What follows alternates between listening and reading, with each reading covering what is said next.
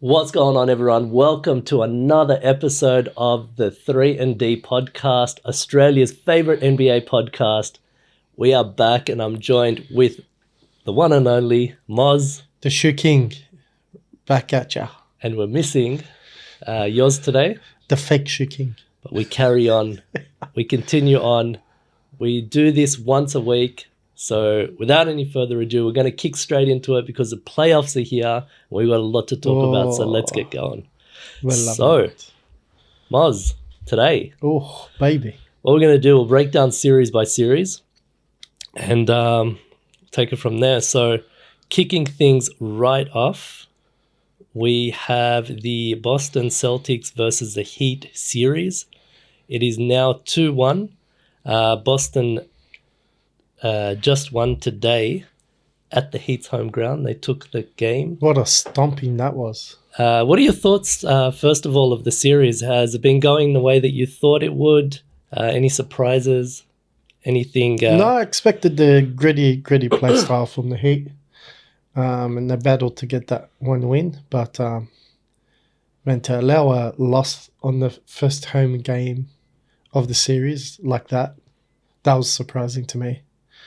I was expecting that to be their first win, but they still won at Celtics home, and I think Celtics took it personal and said, you know what, we're coming into your house and showing you how it's done. Yeah, it seemed that way. I mean, each team has stolen a game now. They leveled it already, but now we are back to the series starting. So, as I always say, the series hasn't started till a team has lost at home.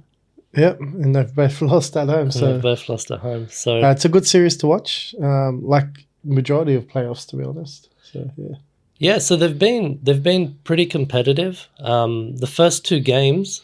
So, what did you think of the Boston's performance? So they're the number 1 seed overall, and they're playing the number 8 seed.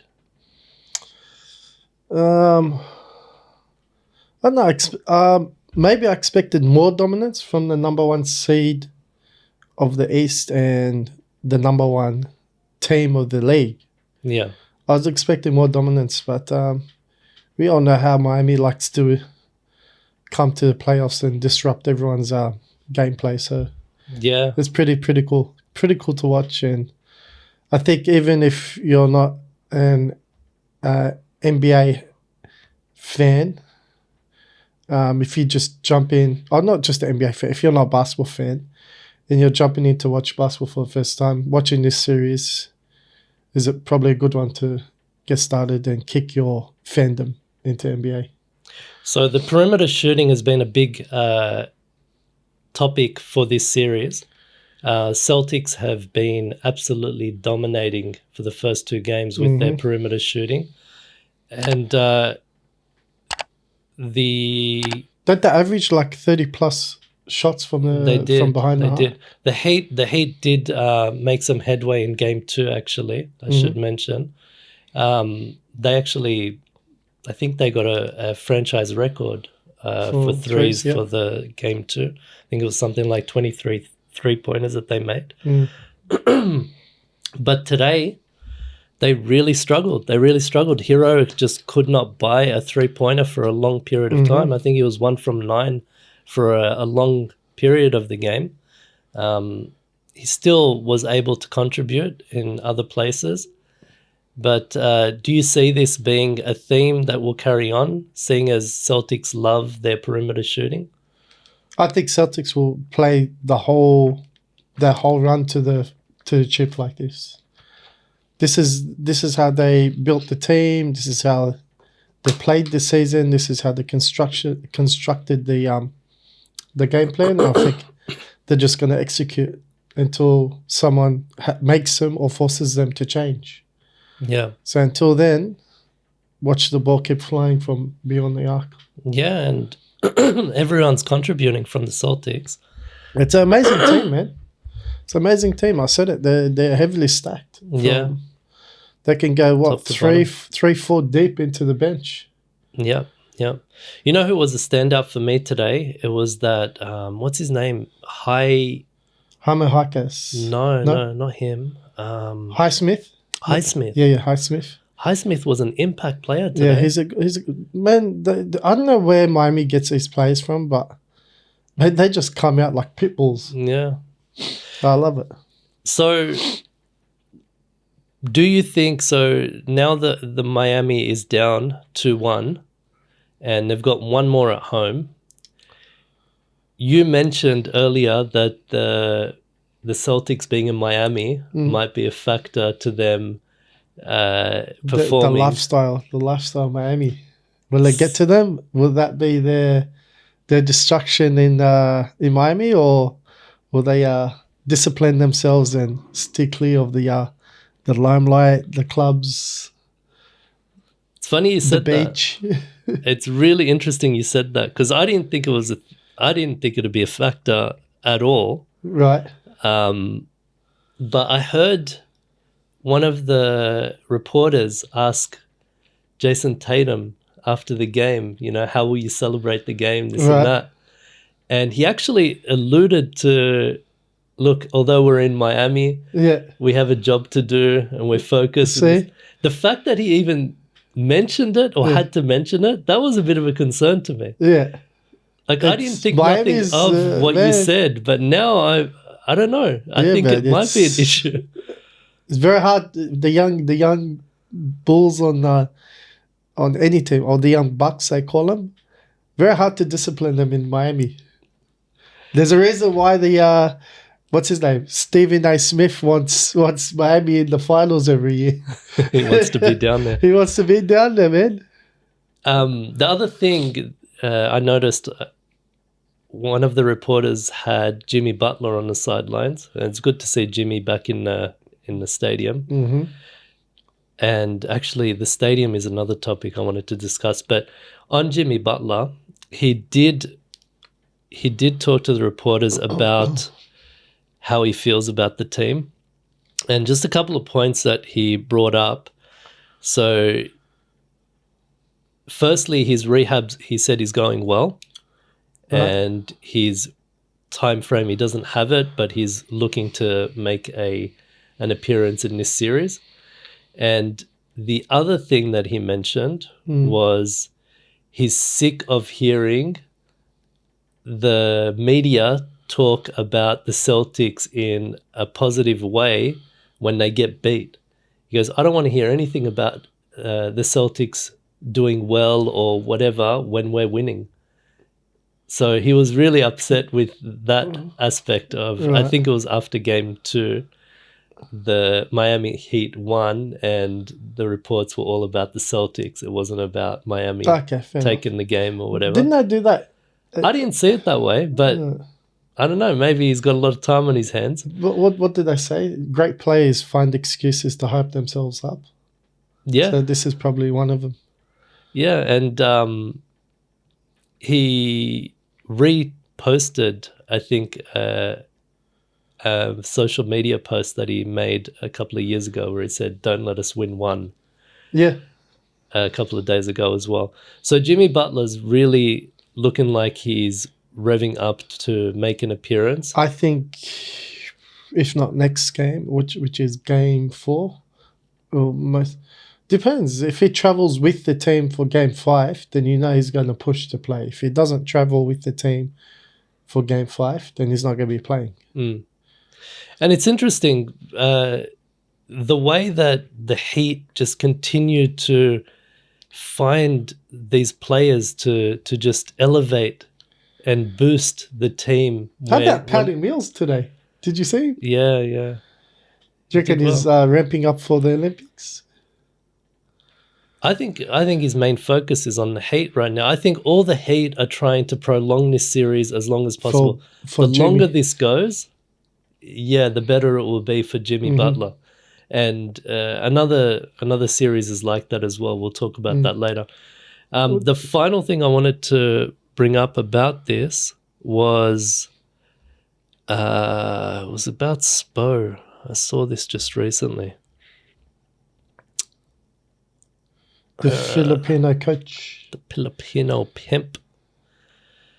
Actually, that's it. So what do you see for the Heat to actually achieve their goal of prolonging this series or even winning this series, what do you think they need to do different? Because today their shooting was lacking.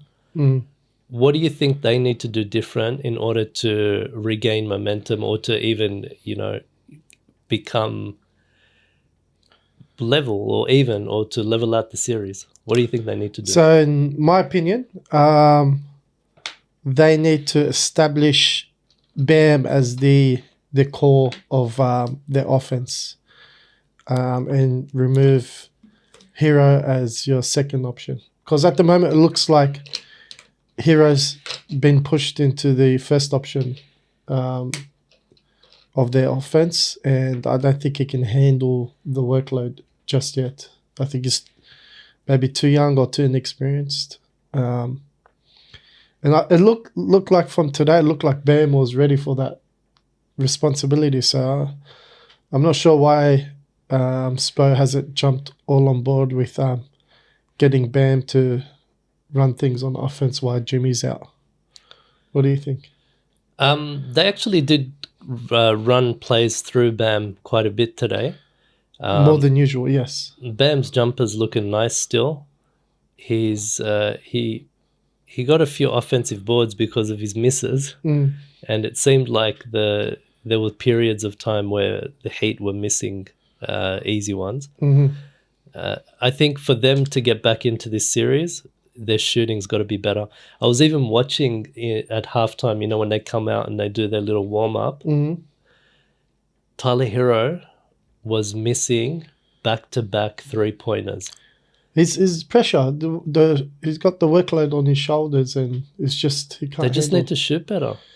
You're a professional. You need to shoot better. This is a warm-up as well. It's not even like with Hero. You watch him. He likes the limelight to be shunned on someone else while he's on the court, which is where he works the best. He's like he works the best as being the shadow on the court rather than the light of the team. Yeah, like you said, a second option. So Yeah. I don't think he was the first option in the game. The amount of shots he's taken and the amount of I think plays they tried to get him. Spo's running for him. I think they were. So this is kind of similar to, remember when we were playing the first and one team that we had, and I mentioned that maybe a strategy we should adopt is to get all our shooters just launching it at the beginning, right, to try to get a feel for it and to get hot early so that they're ready for when we need them towards the back end of the game. Yeah, but this is what we're talking 3 games in now. No, but that's what it looked like today for me. That's what it looked like they were doing with Hero. It wasn't a strategy to just have him shooting the whole game, but I think in the beginning it was just to get him going and to involve everyone else, because Bam was still heavily involved from what I could see. I think maybe adopt the Nuggets play style and work inside out rather than inside in. You get what I mean? Yeah. And I think Bam can handle that. I think if you have, because they don't have a true point guard on the Heat, I believe. No, not really. Yeah, so they're facilitating on that team has to be. I think they have to distinguish a player for that. And at the moment, I don't see this distinction between who's playmaking on that team. So the last thing I wanted to mention, do you see it going any other way? I think we both had the Celtics winning this. Do you see it going any other way 3 games in? No, because just to carry on the point of playmaking, the Heat are gonna struggle without a playmaker, and Celtics have multiple playmakers on their team. Even if Jimmy Butler returns? Even if Jimmy Butler returns, Jimmy Butler's got his key focus is on stopping JT. But at the moment, they can't even stop the unicorn, the original unicorn, Porzingis, Jaylen Brown, Derek White, Drew Holiday. Like, one man is not going to be able to stop those other guys.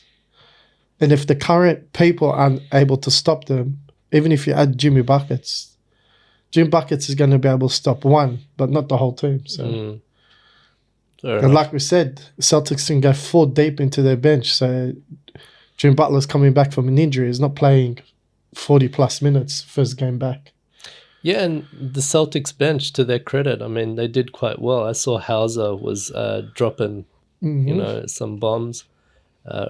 Pritchard, is he a starter? No, he's not. No, his bench. Peyton Pritchard. Pritchard's been doing his. He's a solid player, man. He just comes out, does his thing. He reminds me of TJ McConnell. Yeah, I think TJ is a bit quicker too. TJ reminds me of young Patty Mills on the Spurs team. They just came out like a Energizer bunny. I think TJ's more well-rounded than Patty Mills. I think Patty Mills is shooter first.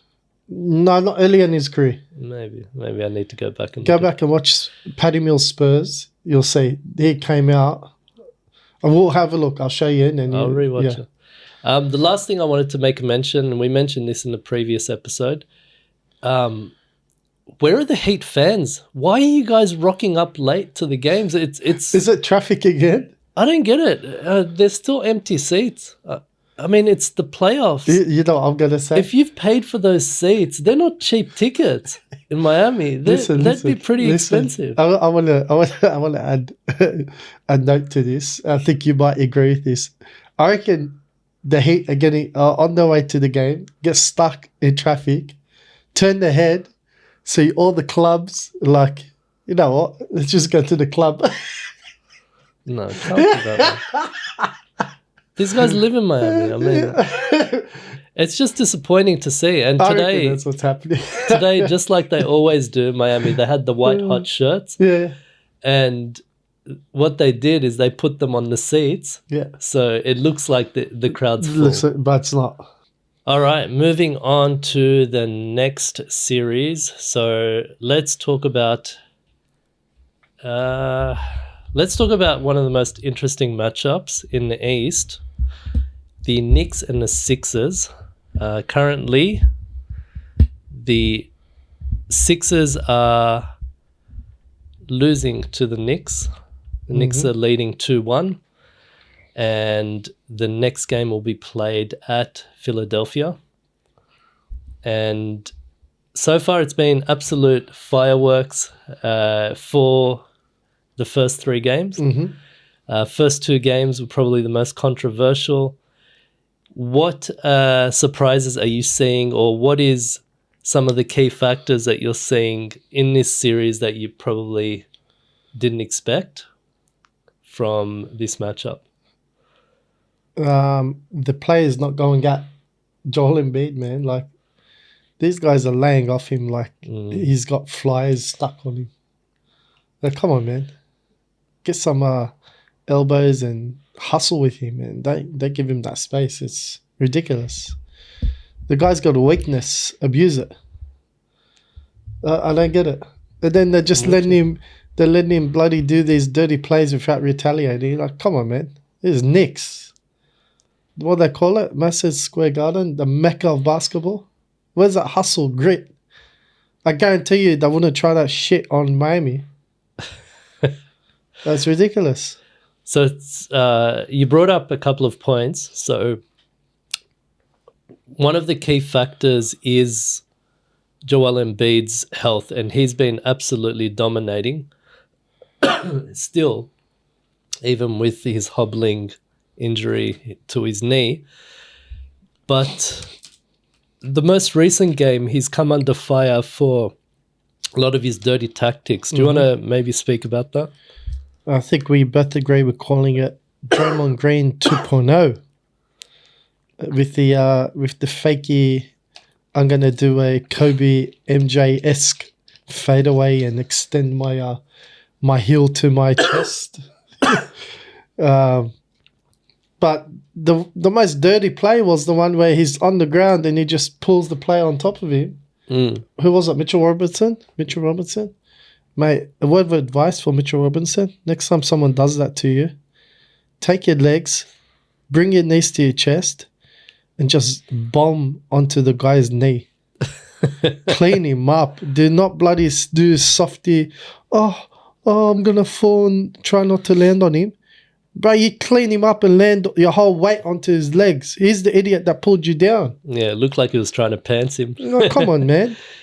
So there's been a couple of clips going around, or there's been a compilation of the clips of Embiid's alleged dirty tactics. And in the clips, you do see Embid targeting people in an emasculating way. I mean, he's pickle punting them, you know, Draymond Green, Draymond Green styles. And I mean, I know he's a troll and everything, but I didn't expect it to be that bad. When you watch the clips, it looks really bad. And I've noticed that there's been a few accounts that the NBA has been filing a grievance against the accounts, and they've removed those clips. It's dirty. Now, I have something about this, and I feel like the NBA is protecting Embiid, because that play that you just mentioned where it was a should have been the flagrant too. Yeah, it was not unsportsmanlike, egregious, could have resulted in a severe injury, career ending. Like, come on, man. Yeah, so I agree. It should have been upgraded. It should have been dealt with much harsher. I think the NBA has lost a lot of superstars in the playoffs this year, and they're probably not wanting to lose another player who's pushed themselves to come back through injury and still performing and is still an absolute superstar when he's on the court, offensively and defensively. And I think that's one of the reasons why they're protecting him, because let's face it, if it was Draymond Green, the guy would have been packing for the next season, you know? Yeah, that would have suspended There's no way he would have been back. There's no way for an maybe antic that's like why, that. because it's uncommon. It's not a recurring offense. I guarantee you, if it keeps going this way, refs will be taking it harsher on him. If that's the case, then why did Josh Okogie get a flagrant 2? He's not superstar. He doesn't put asses in seats, so to speak. And this is the problem, this inconsistency. I mean, what Joel Embiid did was wide open for all. What Josh Okogie did could have been interpreted multiple ways. I mean, there was a wind up. There was he was still going for the ball. Yes, he hit his head on the block, but I didn't see it as an egregious act. I didn't see it as as flagrant as what Joel Embid did, where he literally just pulled the guy down, didn't even bother with anything. He was on the ground. What could he have possibly done from a defensive point? It's ridiculous. And for the refs not to action it much more harsher than what they did. What was it? They called a common foul? No, I think he got a flagrant 1 for it. That's ridiculous, man. So with the rest of the series, so it's been electric. Knicks think have surprised me. They've surprised. I mean, I don't know how they're going to go now that they're too big. Didn't you say they're injured because of that? So Mitchell Robinson, he came off the court. I think he had foul trouble as well, but he came off the court. I think it was a suspected ankle or something. But he returned. He returned. And Heinstein copped it pretty bad from Embid. So one of them's game time decision, Mitchell Robinson's game time decision. Oh, that's fine. Isaiah has surprised me the most out of the two, regardless. Yeah, he's been doing well, been balling out. The energy output is perfect. And if I have one critique, go hard at Embid, to be honest. So Tibbs is, I think I heard one of the commentators say, which is actually a luxury. Not many coaches can say this. He had basically 10 to 12 fouls to give up between the two centers on Joel Embid. Well, there you go. Now, when I hear that, I think, okay, Use him. Put some hurt on him. Yeah. You know, make him feel you a bit more. Like, they did a good job. They kept, but he still scored 50 points. I mean, grind up, get the boys in the post, and get to work. Like too much. There's too much switcheroo happening with the game in general in this modern day era. But in this type of situation, don't need to switch. Bring the ball up, set the offense, get Isaiah posting up on Embid, get him on the block. Just go to work. You want to wear down Embid. If Embid's the one that's catapulting the Sixers this far, but I don't understand why you guys aren't targeting him. I really don't. Maxi's been balling out as well, but I think it's a matter of pick your poison with them. Maxi's only balling out because of the space created by Embid. Yeah, I mean, towards the back end of the game, Embid had, I think, 3 or 4 threes in a row he drained, but they were long threes, and it was all because the defense was structured to ensure that everyone else was taken care of. Yeah. And Embid shooting from that distance, that consistently, I don't think anyone could have anticipated the consistency that. On the 3-point. Oh, my God. Yeah, and it came crazy. Big. He came up big for him. But will it last? So that's my next question. Do you see this going any differently? I mean, I had the Knicks winning. Did you have the Sixers? Or I had the Sixers winning, to be honest, because actually no, you copped out on this. Yeah, I did cop out on this one. So where do you see this heading? I still see it going to a 7-game series. I really do. I think the Sixers fans are just gonna step it up in the next game, and it's gonna feel the fire. I still haven't seen Tobias Harris break out yet, and I think that's the X factor for the Sixers. Do you think the Knicks can steal one from the Sixers? Yeah, well, they've got the potential to steal one from anybody with this current lineup, but I don't know, man. Like, it's all up to the reffing, I guess. Like, if the refs aren't gonna call these low blows, put it nicely, I don't know, man. Like, it's ridiculous. It's getting out of hand a bit. So a couple of interesting things that came up in the media. So I don't know if this is a meme or if it's legit, but the Empire State Building apparently has banned Joel Embiid. No way. After his antics. I'm not surprised, though. And Kelly Oubre got himself into another accident after game 2. Drove through a red light, hit a car. This was in New York. He got yeah. Oh my God! Is there any legal issues happening from that? There's nothing that's been said. Apparently, just damage to the vehicles. No one else was injured. But Kelly Oubre, I mean, is this going to be a factor if he gets himself into trouble off the court during the series? Should I give him advice? Don't fly. Yeah, don't fly. If you get accidents on land, don't go into the air. Ridiculous. And the last thing to come out from this, so Josh Hart was interviewed. Right. Love his hustles, by the way. And he had a lot of good things to say about Tom Thibodeau. Mm-hmm. Mr. Tibbs. And one of the things he said was 50 wins, second seed with an injured roster for half of the season and not Coach of the Year candidate, speaking about Tom Thibodeau. Right.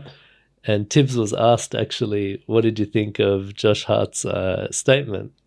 And he said he probably wants more minutes. Tim's got jokes, man. Wow. I mean, if no one knows, on Josh Hart's been playing full games, left, right, and center for Tibbs, back to back. He probably wants more minutes. So that's pretty funny. That's good. I like that one. So that's the New York series. Mm-hmm. I still think the Knicks are gonna take it. By how much? I think I gave the Sixers 2 games. So if I'm still not mistaken. 6-game series. Yeah. I think the Knicks have got what it takes this year to take it all the way. Let's move on to Cavs and Magic. Cavs and Magic has been one of those arm wrestles that I think is going to go all the way. It was surprised the Magic has been for me. Yeah, they held home. They were strong at home. What are your thoughts on this series? Is there any surprises with this series? Anything that you didn't expect?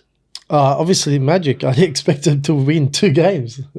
I had Cavs sweeping them, and man, they just the young team are pulling through. I have to give credit to the coach, man. He's coaching them really, really well during this series, and Cavs have a game on their hands, man. I like it. A series. Series, game, whatever you want to call it. So it's tied at 2-2. And look, the way I see it is the Cavs, they've been here before. They understand what it takes in the playoffs. I'm not saying that Magic haven't, but I just feel like the Cavs have been, more solid historically in the postseason. And that's why they started off in the way that they did. Right. But I think now the series is settling and the Magic are starting to remember who they actually are in terms of the regular season success. And now they've just realized that they can actually do some damage. It comes back down to the coaching, man. Just getting the guys to remember their personnel. And there's another series that I think is like that, but we'll get on to that as well. Agreed. We'll move on to that one in a minute. Do you see? So you said, what did you think with this series? What was your? So my initial thoughts on this series was Cavs sweeping Magic at 4-0, and that was strictly due to the twin towers they've got with Mobley and Jarrett Allen. But Jonathan Isaac has been the big key difference maker. He's healthy, full stride, and he's just balling out during this series. And I think it's bringing elevation to the uniqueness of this Magic's squad. So Banchero had a good game the other day, and the Wagner brothers are doing their thing. Impact plays from Moritz, and Franz has just been Mo for sure as stellar as he's been. Well, all season. They're showing. I believe they were a top 5 defensive team this season, so they're really showing how good their defense is. And I was calling during the season how good their defense is, but to transition into the playoffs. Good on them, man. And Suggs was a factor in the first 2 games. He had that scare. I think it was an ankle injury. That's correct. But he was defending. He's still there. He's still there, and he's still playing hard. I thought he would be out. He was defending Donovan Mitchell today, so he did a really good job on him. That's good to see. I think Mitchell's due for a breakout. I think he's due for a 60-point game. Well, I was watching. I actually watched part of this game and then I checked the box score.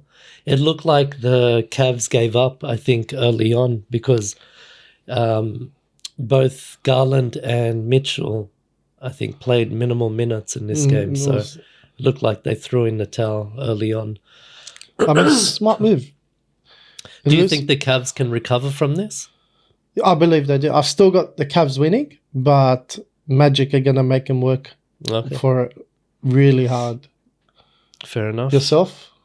Yeah, I'm sticking to what I had. So I had the Cavs in 7. Yeah. And I still see it going all the way. I think, like I mentioned in the beginning, this is probably the most well-balanced matchup. I agree. Not the most interesting, but the most well-balanced in terms of the 2 teams. Regardless of who comes out of this series, they're going to come out a much better team. All right, the next matchup, it's in the West, and we'll talk about the Clippers and Mavs matchup. Probably the biggest draw for me in this year's playoffs. And it hasn't failed. I mean, Dallas is leading 2-1. They stole one. They did steal one, right? Yeah, they did. Yeah, because first two games were LA. Yep. So Dallas is up 2-1. Kawhi Leonard has been playing, so he's back. But the Clippers are still struggling. And today there was a lot of on-court drama with Russell Westbrook getting into it with some of the players and everyone else getting involved. Pretty interesting stuff. What do you see from this series, and how do you see it going now? I really enjoying watching the Mavs prove me wrong. Like I said in a previous episode, I still think the Clippers could pull through if they can incorporate Kawhi Leonard into the lineup. I think him coming into the lineup disrupted things. But I love the Mavs, man. I love watching them play. I love watching them win. But I just feel like the Cavs lineup's gonna pull through. But I don't know, man. Like Luka, Curry, and the two acquisitions they did in the trade deadline, PJ Washington and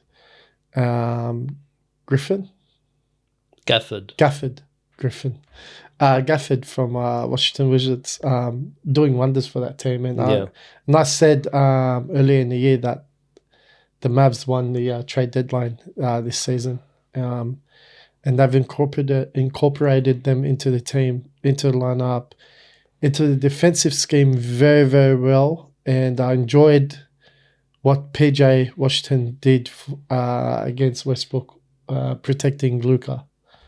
And that was the right thing to do, but bro, you're key player. You need someone else on that team that's from the bench needs to take that tee, because I don't know, man, might come in later on and work against you. So for me, some of the most interesting things is the way that the Mavs, they're just calmly going about their business. You don't see Luka complaining too much. That's been a good factor. There has been some moments, but it's nowhere near as bad as before, where it's affecting the rest of the team. Like last season, I don't know if this is a strategy, but I feel like the Clippers are playing a little bit dirty. Today I watched Luka cop it in the back of the knee from, I can't remember if it was Westbrook or Paul George. One of them. So Luka beat them, and they were trailing, and Luka caught a knee to the back of his knee, so in the soft tissue part. And yeah, no one knew what was going on because it didn't look like any contact was made, but I could see that he kneed him in the back. I don't know if this is a tactic, but it's pretty worrying, to see the stars getting targeted like this. And I'm wondering why this is happening in this series, but not, Joel Embid. Yeah, I don't know, man. I can't. I don't like it. I would have figured that they had enough personnel to win the game or win the series without doing any or resorting to any of that crap. And the other thing is, Paul George is not shooting as well as he should be. What they call him, baby goat? The baby goat. The Gen Z goat. Yeah. So he's compared to how he has been playing in the regular season, he's just not showing up, in my opinion. And the Clippers need him to step up.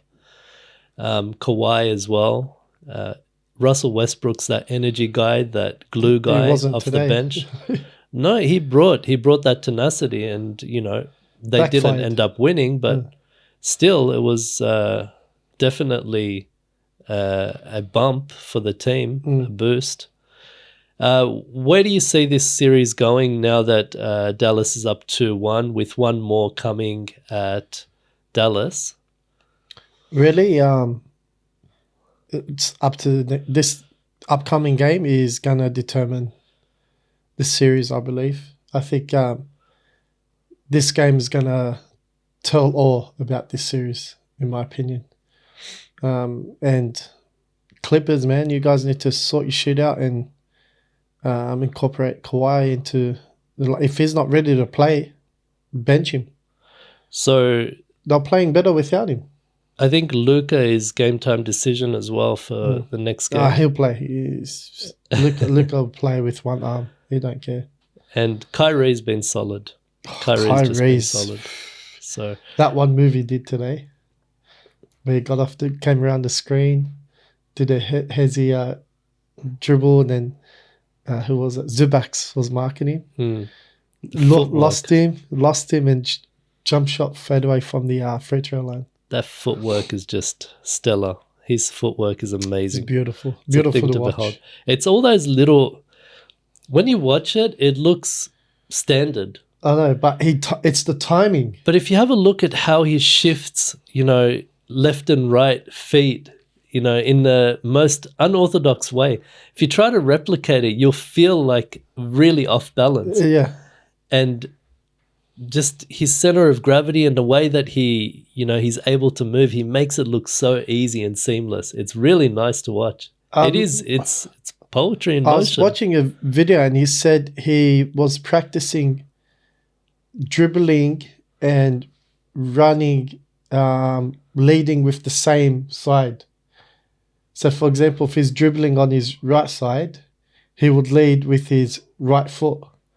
But if you notice, the general players or the general way to play is you're always leading with the opposite foot. Balance, yeah, you're right.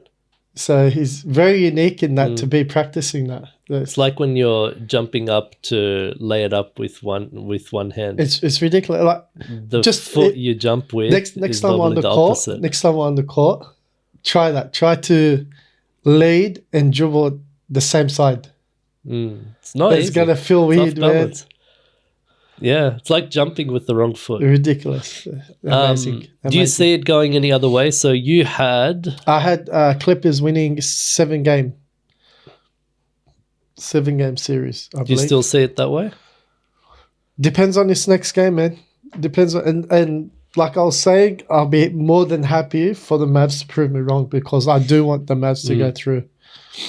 But it was the Clippers' depth that made me pick them to win this series. So we'll see next game.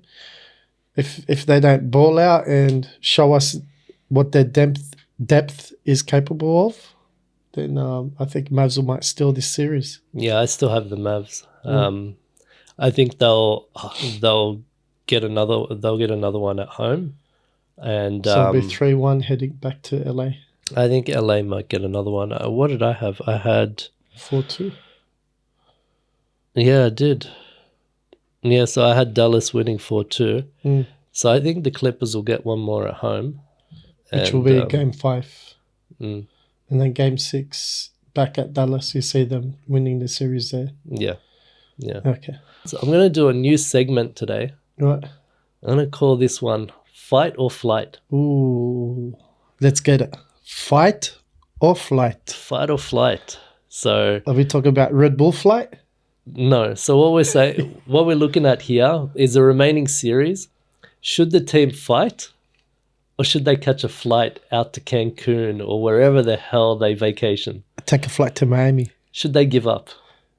So the teams that I wanted to speak about. So this will be a controversial one for fight or flight, but I'm going to say it anyway. The Bucks and the Pacers. Ooh-wee. Now, the Pacers are leading 2-1. The game did go to OT today with Chris Middleton balling out. Heroics. Oh my God. Didn't I call it? Did I not call it that the X factor for the Bucks is Chris Middleton? Yeah, I mean, he's injured now. So I called it, but man, I called it. Previous episode, I said Chris Middleton balls out. That's the X factor. yeah, so he had a stellar 40 few point. moments. I still think it was a quiet achievement. I don't think it was that notable. Yes, he had a big game, but I mean, what are we doing here? Giannis is still not coming back yet, and I'll be honest, it'd be smarter for him not to come back. Now, I know that's hard, especially for Giannis, who's an absolute competitor. He's proven that. He's always been that. But you have to think of yourself first in this situation. So I don't think they're fighting for anything right now. And Mr. Rivers, I mean, I don't see him lasting very long, even though he's got a contract with them. It's been a failed experiment, in my opinion. Agreed.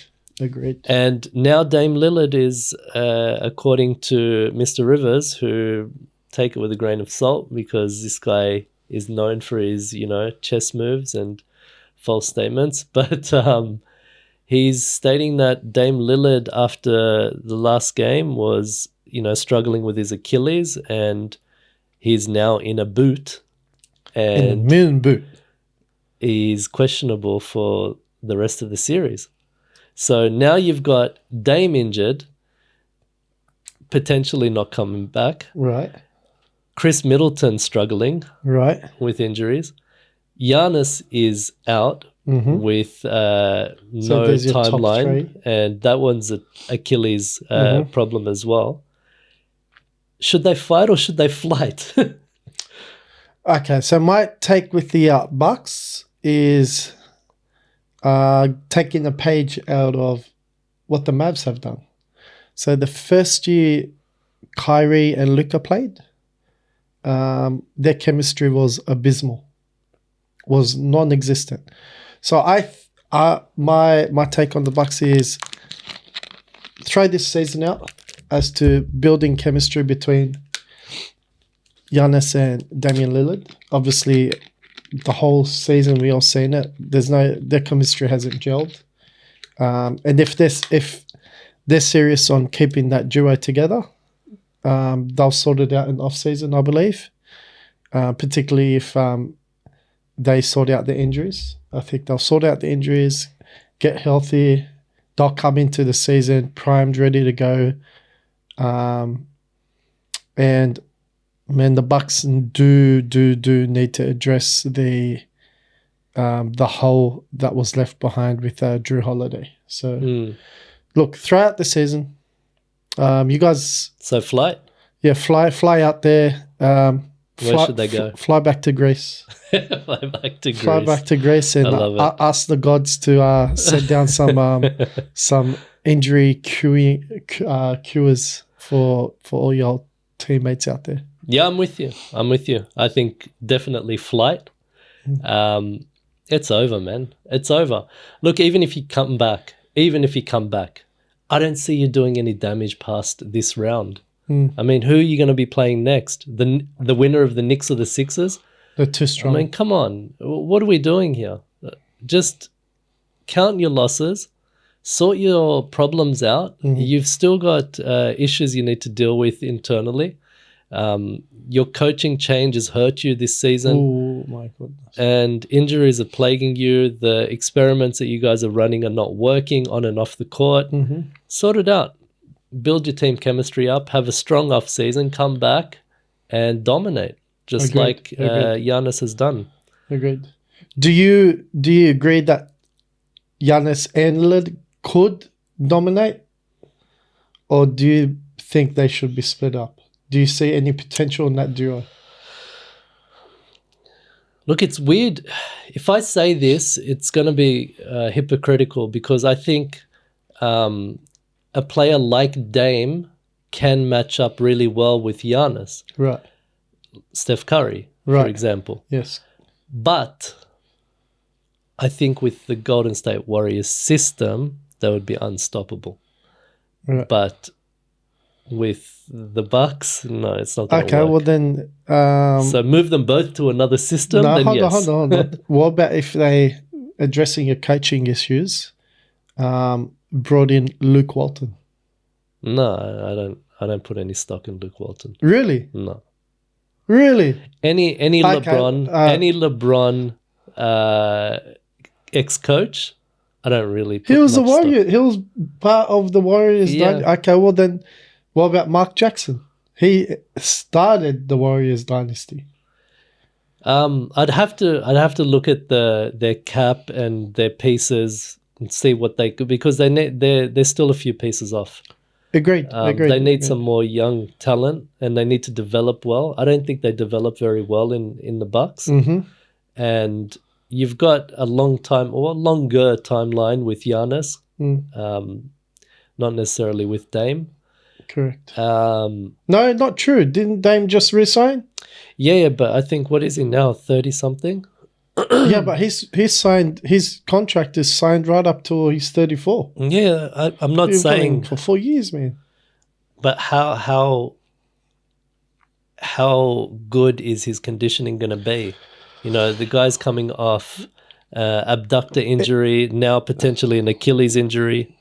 If they address the coaching issue early and allow the coach to address the team personnel issues during the off season, not during the season, then they can sort it out, man. No, I think they need 2 years to get back, 2 seasons. Yeah, I don't know, but I think the way that they are, they can.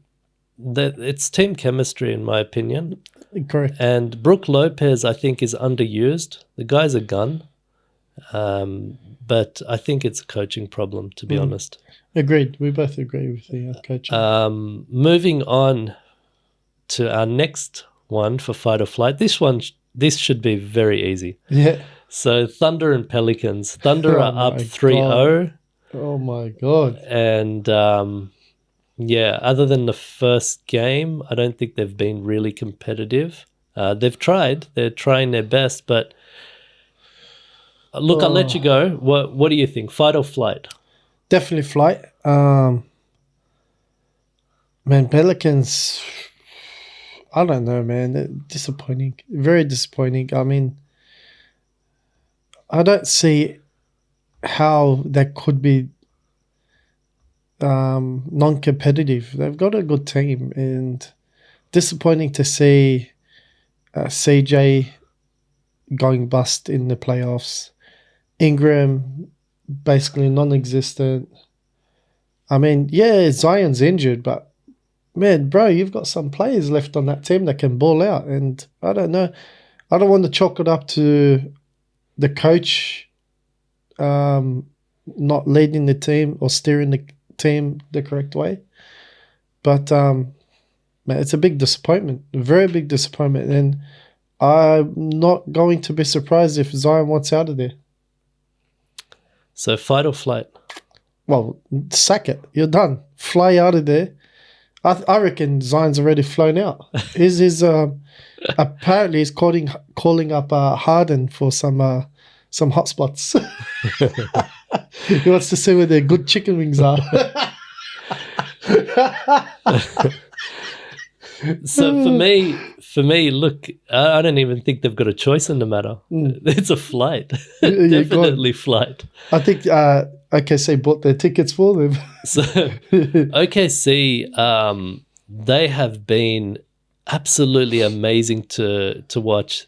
The way that team is gelling from number 15 to even the ball boys, even the towel boys. Amazing. All the way to their star players is just next level. You watch them and the way they carry themselves on and off the court, they're the epitome of all for one for all, you know?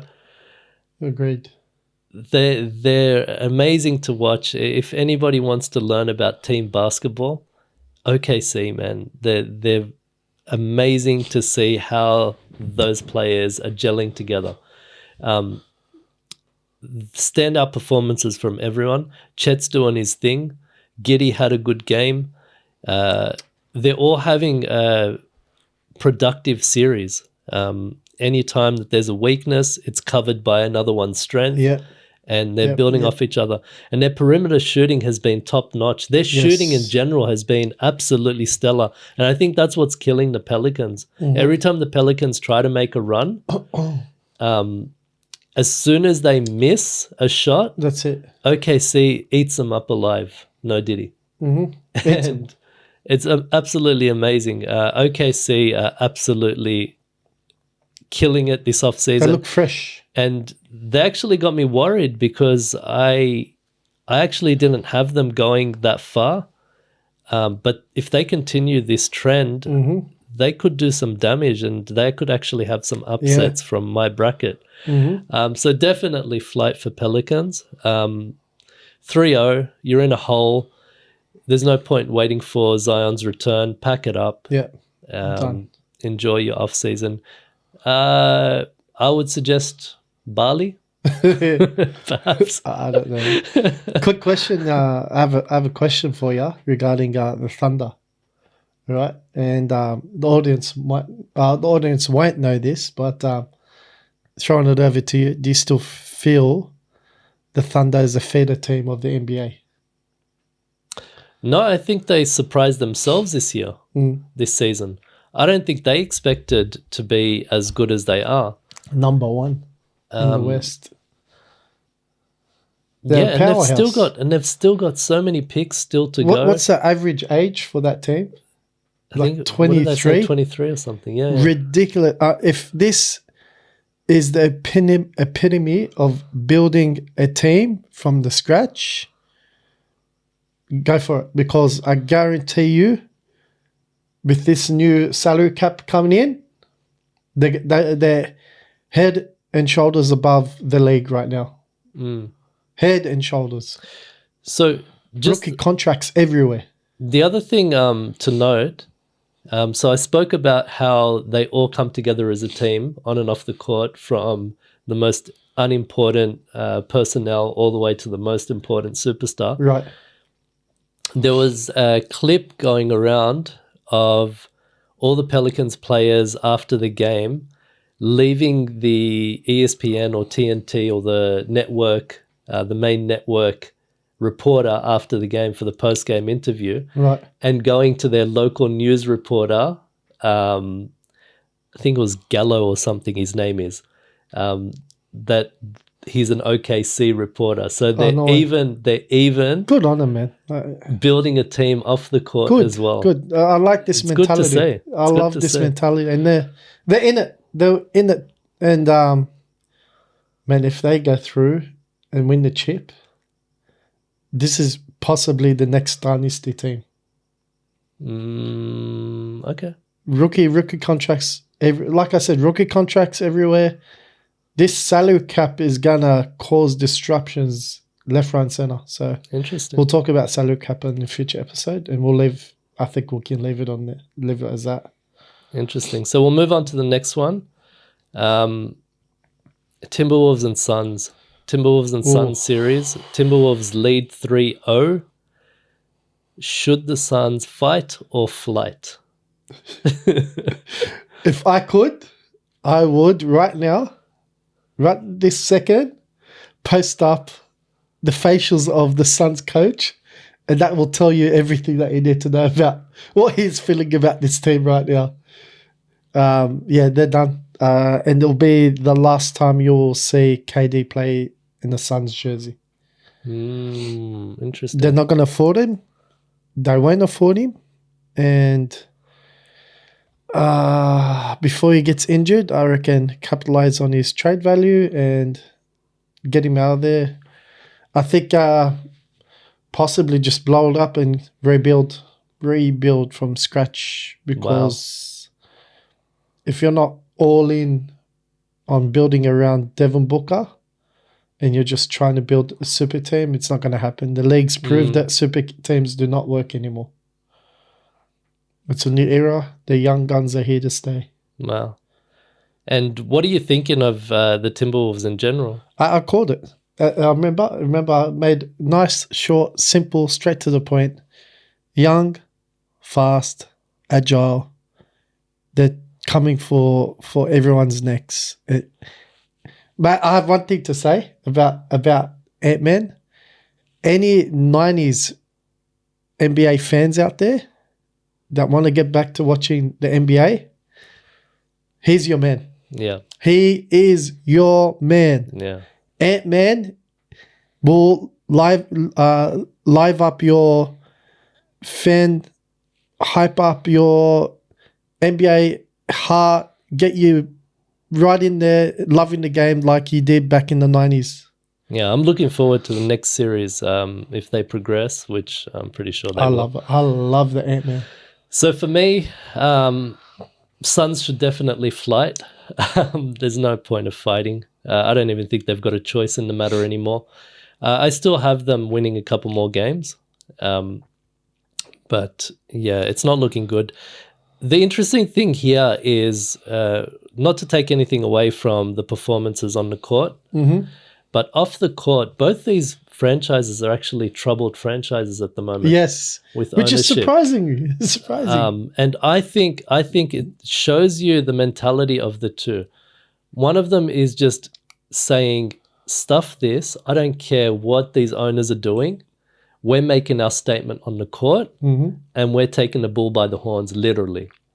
And the other is moping and sobbing and dragging their feet along. That's what it seems like to me, because you've got superstars on that roster that, I mean, just the cost of the roster is more than 3 WNBAs combined. Ridiculous. 3, I think 10.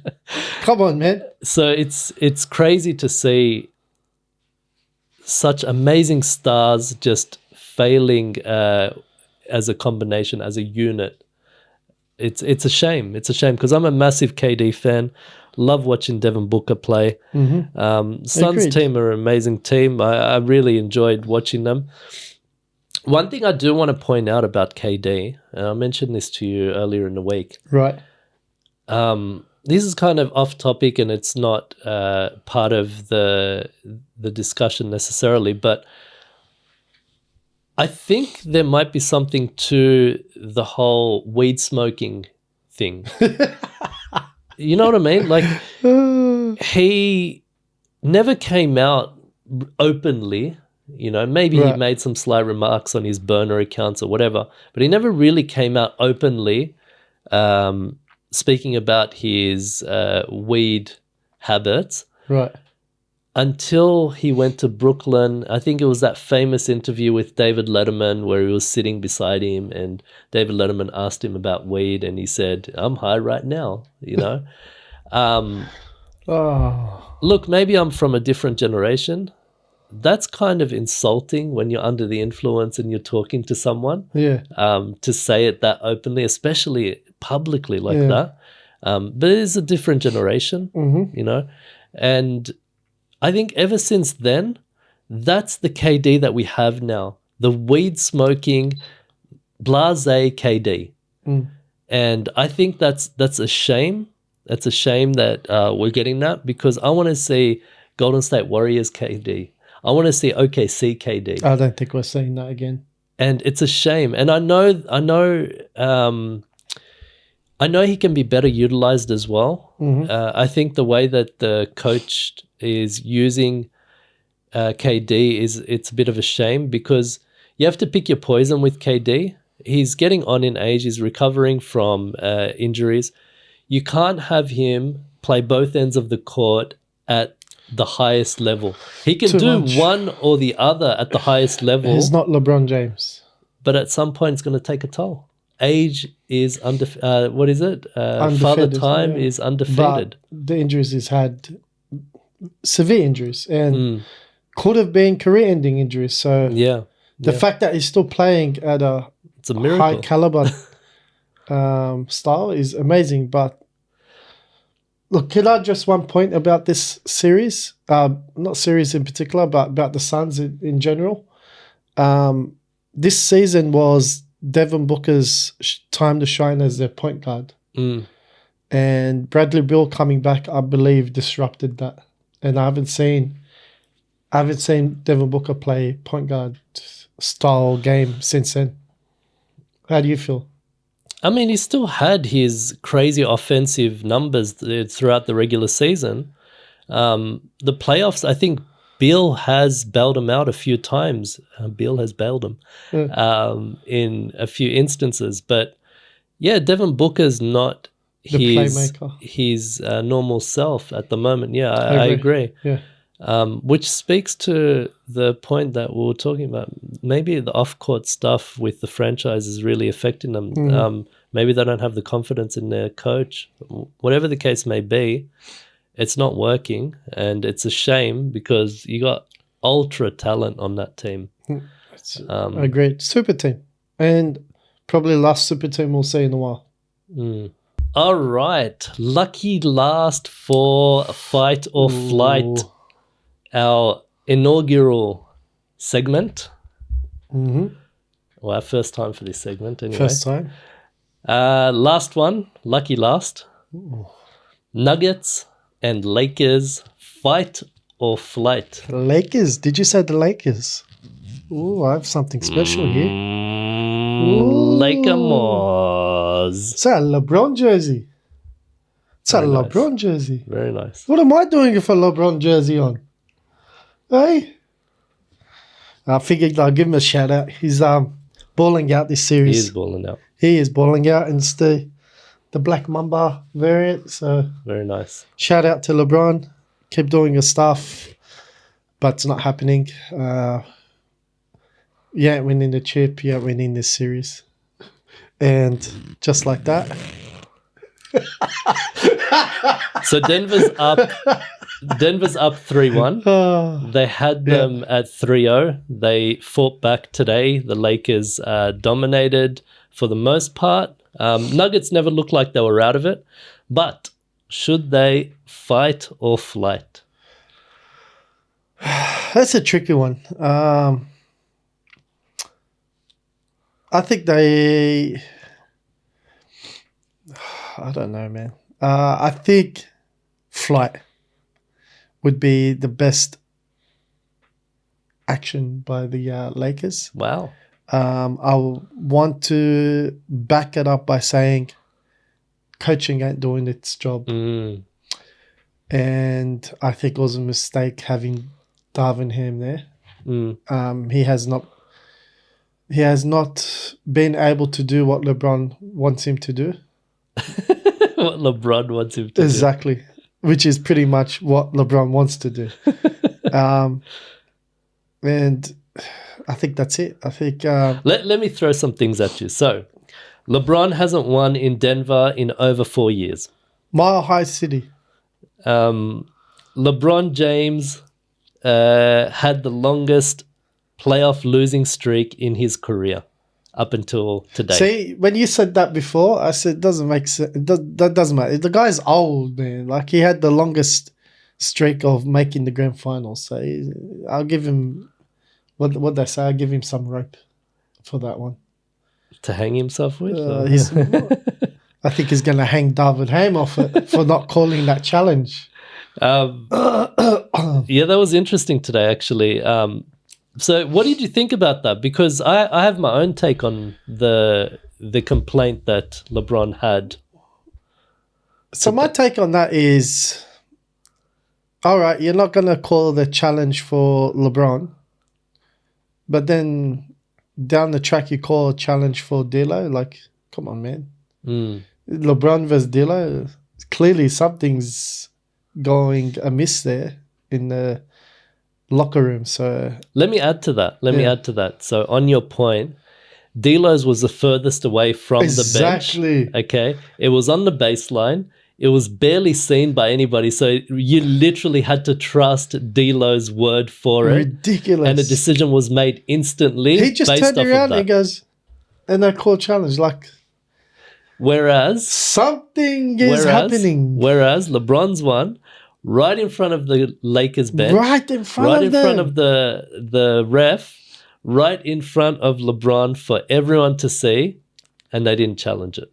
Ridiculous. And that's why I think the coaching, that whole staff, LeBron's gonna be what's the owner's name?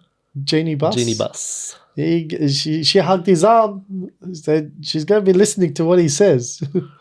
And I think Darvin Ham is gonna be cooked up in Eden for Christmas. So you reckon they should just pack it all up, 3-1, let Denver win it back home? Pack it up. They never built the team correctly. They never constructed the team. They lost out during the trade deadline. I mean, who did they bring in? Who did they bring in during the trade deadline? Wasn't Torian Prince one of the acquisitions? He's a bench player. They didn't they bring Vanderbilt. No, Vanderbilt was Vanderbilt was last season. Like, who did they bring in to make the team better? Yeah, they didn't really make too many moves. Neither did Golden State, to be honest. Exactly. So pack it up.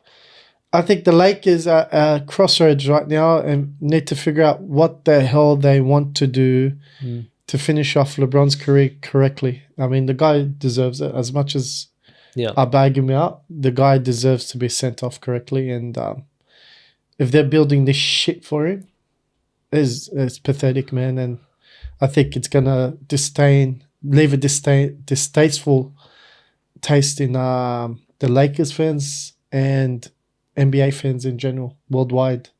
Well, Lakers fans are an optimistic bunch anyway. For me, I think fight. I'm actually disagreeing with you. I think they should fight. Good luck. So for me, the reason why is they haven't really been completely out of it for the 4 games so far. It's been all competitive. It has been all competitive. And I'm not going to put it down to the refereeing because that's a cop-out. That's an easy way to say, because we can go up and down the list and have the same issues. But what I saw today is I can see how the Lakers can win this. Well, I can see how the Lakers can extend this or push this further. Right. When they slowed down the game, when the Lakers slowed down the game in the 3rd or 4th quarter, that's where they're hurting. So the Nuggets are smelling blood in the water and they attack. And it's been obvious to say that the Nuggets have had better third quarters than the Lakers. But my take is the Lakers should continue pushing the pace regardless whether they continue to make or not, especially if they're winning. Because what it's doing is it's causing the Nuggets to have to readjust on offense, and they're not getting good shots either. And you're pretty much just keeping it level. So if you're up, you're waste the clock by pushing the pace. Don't waste the clock by slowing the pace. It's counterintuitive, but I think that's what will get them over the line. I think that's what will extend it. I hate seeing them roll the ball in the backcourt with 7 minutes to go.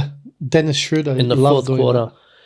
Now, I get that that's a tactic to take time off the clock, but the 7 minutes, you're up by 15.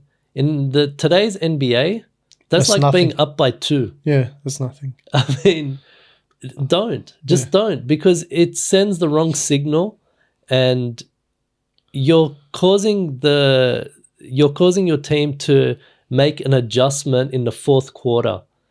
Just continue that same style of play all the way through.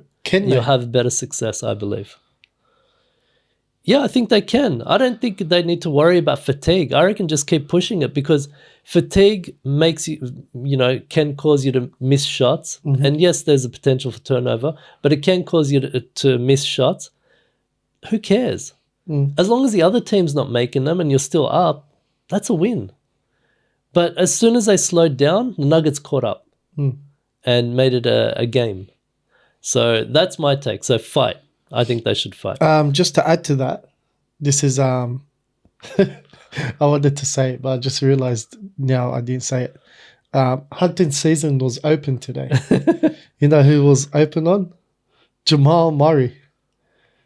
LeBron was looking for that switch all game. And that was switching on D. And that was The coming. Lakers were switching on D And that was today. coming from someone that said, "I do not like switching." Come on, man. You say one thing and you do another thing. On this series, Unless it was a tactic.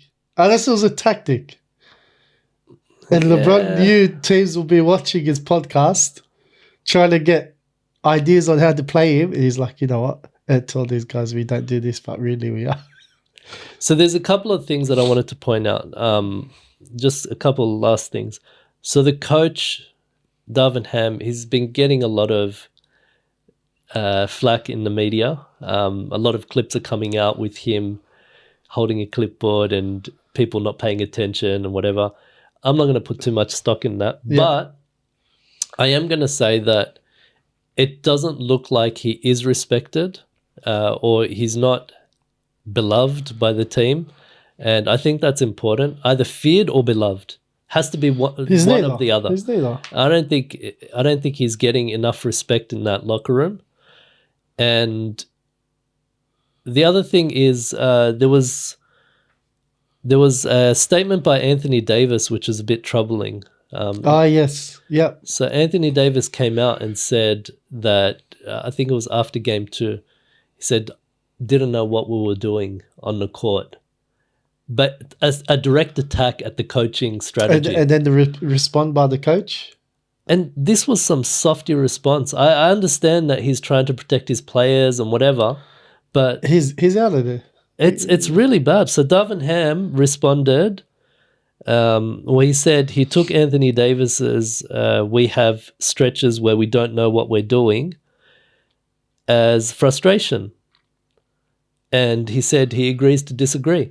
Now, a couple of things I wanted to point out. This is Anthony Davis, okay, LeBron's best buddy. Yeah, okay, second option on the team. LeMind's best buddy. Yeah. Saying that he didn't know what was going on. Now, at this point, you've got LeMind on the court. I don't care if your coach is a dud. Yeah. What are you saying? We don't know what we're doing. You've got LeMind on the court.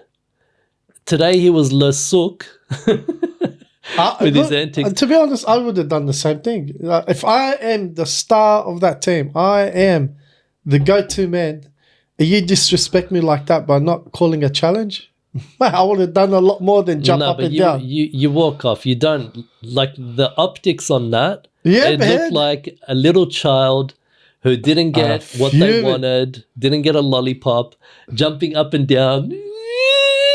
Yeah, the memes are coming. The optics are horrible on that. I'm sorry, but LeMind, you can't be Le Souk as well. I can't talk on that because I would have reacted the same way, if not worse. So that's my thoughts on the coaching. As far as I'm concerned, you've got 2 coaches, potentially more with the assistant coaches, but you can't have LeBron on the court and say stupid things like that in the media. AD, you mean? AD, yeah. So that was rubbish from AD. And the other thing was Darvin Ham's response I thought was absolutely rubbish as well. Could have just said, I have no comment on that. We deal with things internally. One word to describe what's going on: dysfunctional. 100%. Yes, that's perfect. You're 100% right on that. Hit the nail on the head. That ends our segment of Fight or Flight. I like it. That was good. Yeah. Just around the league, a couple of things to point out. So we were talking about the flagrant fouls with Joel Embiid and everyone in general, but just a comparison. So Draymond Green had 21 flagrants in 970 games. Do you want to guess how many Joel Embiid had? So 0. One. Obviously, he's had one. In 489 games, Joel Embiid had more flagrants than Draymond Green. So in almost half. So why isn't he getting treated the same way as Draymond Green? Yeah, he had 23 flagrants. Yeah, that's ridiculous. Interesting. So that needs to be addressed. That needs to be addressed. And this is coming from a team that, what did they say they were going to do? We're going to send a letter to the NBA because of officiating. But get out of here, you idiots. You guys are bloody hitting people's testicles. What are you guys on about? Seriously, man. Pickle punt. Come on, man. Couple other things. Not Russ. Steph Curry. Right. He won the Clutch Player Award. This is a weird award, man. I think it's a new one. I think it is. It's a new one, right? So he won the Clutch Player Award, and just like Thanos, he's collecting his hardware. So he's got the newly titled Kobe Bryant trophy. He's got the newly titled Bill Russell trophy, the newly titled Kareem trophy, the newly titled Magic Johnson trophy, and the newly titled Jerry West trophy. He's never gone to Michael Jordan? Which one was that? The MVP. Not the newly titled one. So he's collecting them like Thanos.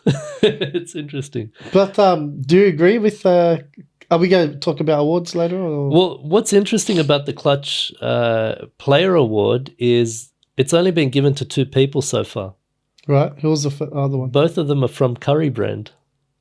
Ah, who was the first one? De'Aaron Fox. Last year. Yeah. Interesting. Curry brand. Interesting. Coming in hot. Is that solely based on stats, I reckon, that award, isn't it?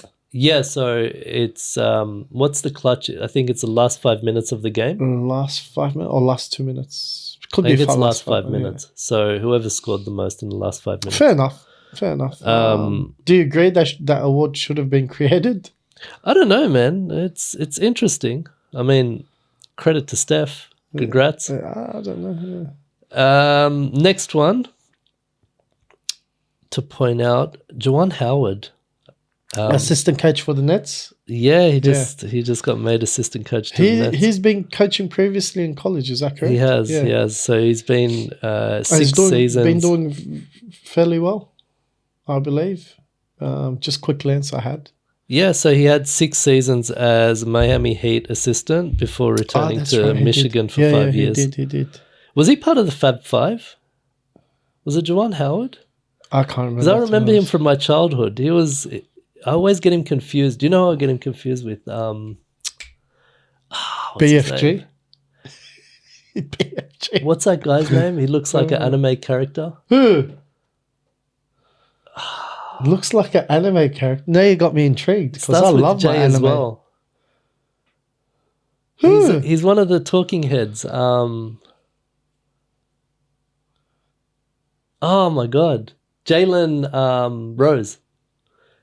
He looks like Jalen Rose. They remind me of each other. Yeah. I was going to say, they look nothing alike, man. What's going on? No, they remind me of each other. Maybe he did play with the Fab Five. That's why I get him confused. Maybe. And yeah, we already spoke about Kelly Oubre. Interesting thing about Kelly Oubre's accident is it's not his first one. No. He had another accident. I brought up to you that he likes mountain biking, so... Yeah, because of insurance policies, he has to. So we'll mention what the incident was first before you go on. So what was the other incident? So he got caught in a traffic incident just recently after Game 2. He ran a red light, hit another vehicle. No one was injured.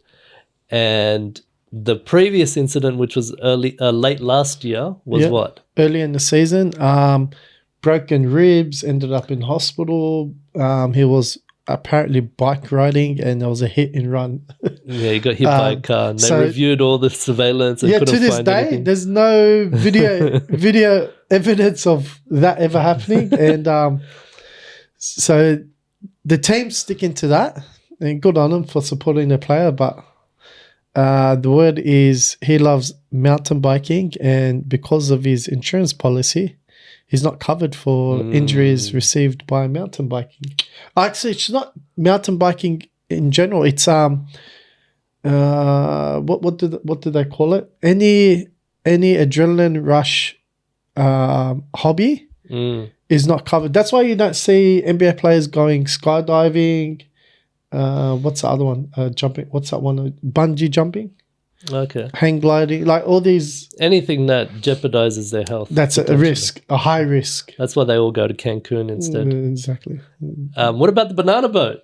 How was that covered? I don't know. Is that high risk? I don't know. Ask Carmelo Anthony. Ask Carmelo Anthony. He didn't jump on it. That's interesting. So I think with that, we'll move on to our... Actually, sorry, one thing to point out is, look, here in Australia, we're not strangers to compensation. Compo claims. So Kelly Oubre, if you need any help, with your compensation claims, come down under. Give us a call.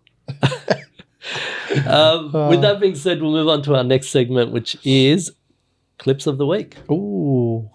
Let's roll it. All right, so we're going to start off with my one this week. Let's get it. All right. So my one, it's not like the funny or the silly ones that we've had in the past. It's actually very basketball related, so let's roll it. I think you'll like this. I think you'll appreciate it, Coach. Let's go. Should I play the music? Why not? I want the full effect. No music. Too loud. I don't like it. All right, let's roll it. Oh, it was a nice pass. So this is a Euro League. Ooh. I don't know who this player is, man. Underhanded. Oh, my goodness. Yeah, I've really got to start looking into this guy. I'm getting some white chocolate vibes here. See that Oh, one? shit. The touch pass. That was beautiful. Oh. Come on, man. Yeah, this is white chocolate 2.0. Behind the back from the three-point line. Is that his name, White Chocolate or White Mamba? I don't know what his name is. No, the guy from... White Chocolate. It was White Chocolate, right? Yeah. Yeah, if that guy was White Chocolate, this is white what's the This is next FIBA, man, where spacing is so tight. Yeah, this Damn. is ridiculous. This is ridiculous. That These little passes. underhanded alley. Wow. How old is he? I don't know. Why isn't he in the NBA? That pass. This is who the what do you call it? The Miami Heat need. I've never seen... I've seen a behind-the-back bullet pass, but That's I've never ridiculous. seen a wrap-around, That's over-the-shoulder What bullet teams they pass. play? Is that Turkish team there? I don't know. We're gonna have to look. So what's his name? I think it's this guy, right? Nando... Nando, like the chicken. What is it? Nando Di Colo. Nando Di Colo. Plays for some French team, though. What's going on? Team Adidas. But yeah, gun of a player. Rate him. I enjoyed watching that I one. really want to start paying more attention to the Euro League because that looks amazing. That was good. That was solid. You like that? I liked it. All right, It was let's very nice. move on to your one. Yeah. What do you got? YouTube. Let's see if I can play through here. This one you need Overtime sound. goes to the clip of this prep game where a young player at the free throw line did this. Oh yeah. It's more effort to do all of that than it is to just stand there and shoot. What are you doing? That's disrespectful. That's the disrespect of the game. Bro. I'm all about the evolution of the game. I feel the same way about it. Go. And exciting and trying different things. That is fucking crazy. I agree, man, 100%. That's crazy. What are you doing a step back on the free throw line for? That's money. I'm gonna play it again. I gotta see that. Come again. on, man. To the clip of this prep game where a young player at the free throw line did this. Why? Why?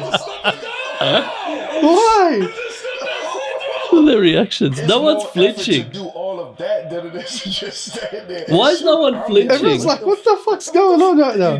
That's disrespectful. Why is nobody I flinching? don't know. On the line, there's nobody like looking any differently. It's like, yeah, that's normal. That ain't normal. That ain't normal. What the hell, man? Like, okay, I've got two thoughts here. One, what's the score? Can we zoom in? I don't think I can zoom in. 62-40 something by the looks of it. Okay, Just so quickly. it looks like they're blowing them out or they're losing. I don't know which team they I are. don't know. It's a prep game, but So I mean, is this one of those Michael Jordan moments? I'm going to shoot this blindfolded. I'm going to shoot this with a step back. I have no idea what came into this kid's head. Like, oh yeah. Why? It was a nice step back. I got to give him that. Yeah, but like Melo said, all that effort when you could have just stood Did there. it go in? I actually didn't Yeah, it see did go in. It went in. Yeah. Oh, good on him. It was close to stepping out the circle.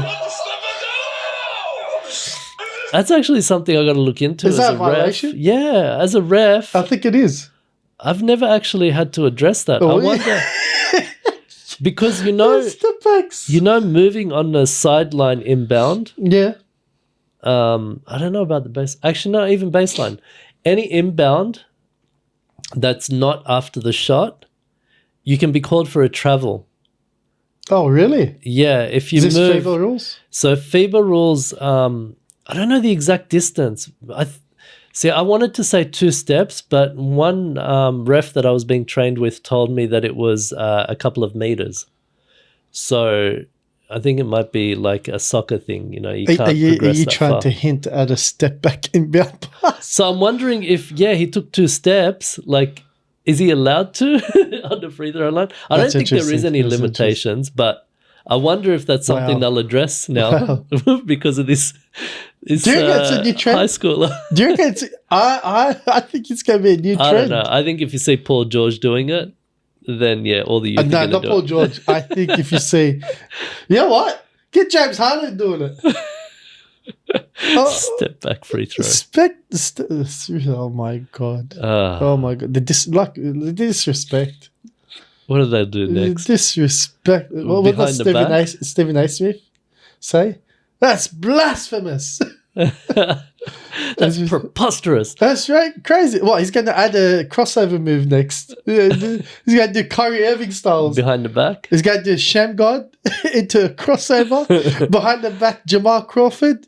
And then Couple of tweens. and then behind the head shot going the opposite way. We spoke about that Macca's ad a few weeks in a row. This kid This is, guy's like, yeah, you know what? I want to do that. dude's playing horse. It's one way to make the game entertaining. Come on, man. So that was clips of the week. Only 2 submissions this week. Mr. Yoz. Let us know which one you liked, which one stood out to you. Let us know your thoughts. Yeah. Do you think step back free throws are a thing? Or are they a ting? Are they a ting or a nothing? And speaking of stepping back, we're stepping into our next episode, our Ooh. next segment, I like what you did there. the kick check. Let's get it. Roll it. The shoe king.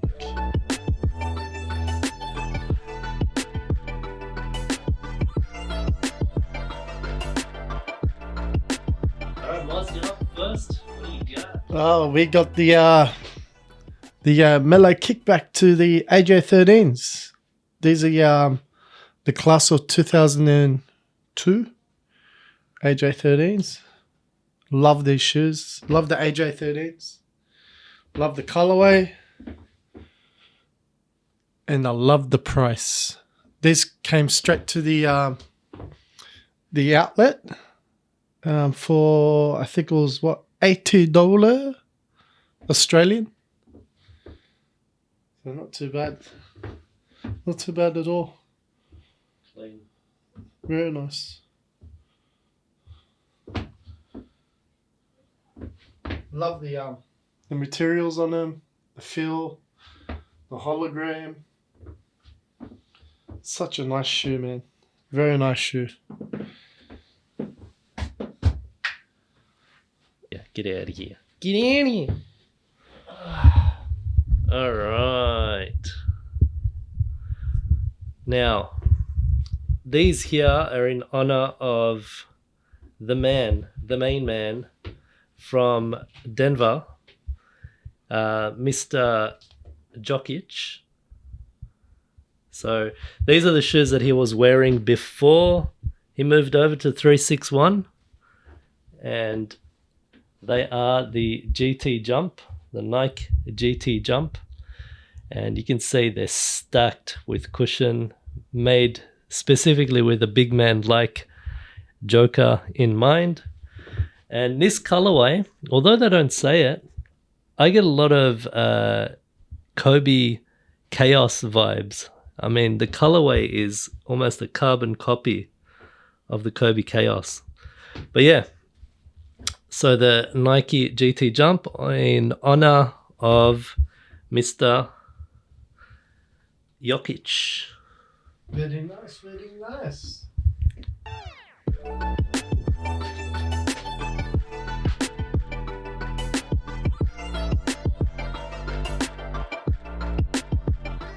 So that was the kicks check. Let us know who rocked the best kicks this week. As always, share your thoughts in the comments.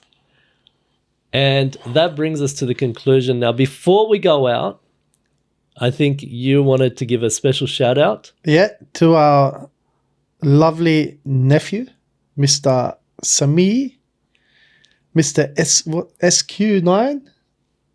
Shout out to his Insta, SQ9, I believe it is.